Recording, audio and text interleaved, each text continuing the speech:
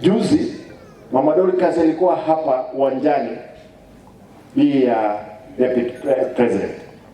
Nikamwambia kwamba mimi nimeona ufisadi ambao uko uji mbele yangu. Umebeba mkuki, umebeba panga, umebeba bunduki. Huu ufisadi ndio upo. Lakini nataka niseme hili. Mimi kama gavana wenu na Mkenya halisi siogopi chochote. Nitasimama nanyi mnikumbuke katika maombi yenu. Kama ni kutishiwa, nimetishiwa.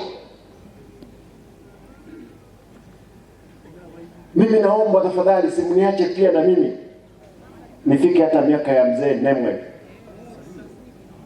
Nikifika hapo na mimi nitaona furaha kwamba nimeona watoto wangu wakiwa kama hawa wako hapa. Nataka niwaambie watu wamekwenda Nairobi kuangalia NHIF. Eti Pesa, we are falsifying claims. If indeed we are falsifying claims and that money is coming to the county, to the public facility, si ashukuru.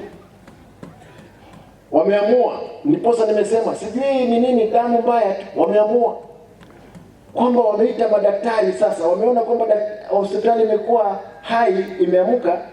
Wameambia madaktari wagome. Tukiuliza madaktari mnagoma nini? Ati mshahara. Leo hii wale mmeona hata kaunti yetu ya Nyamira wamepeana notice ya kuambia kwamba mshahara itachelewa. Mimi tuko na pesa ambazo ziko katika benki, tunalipa hao watu kwa wakati ambao umefika. Madawa katika hospitalini tunapeana. Madaktari leo hii pale hospitalini hawako wanapata allowances zinaitwa locum.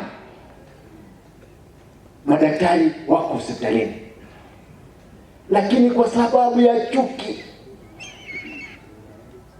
wameamua lazima walemanisha afya katika kaunti ya Kisii.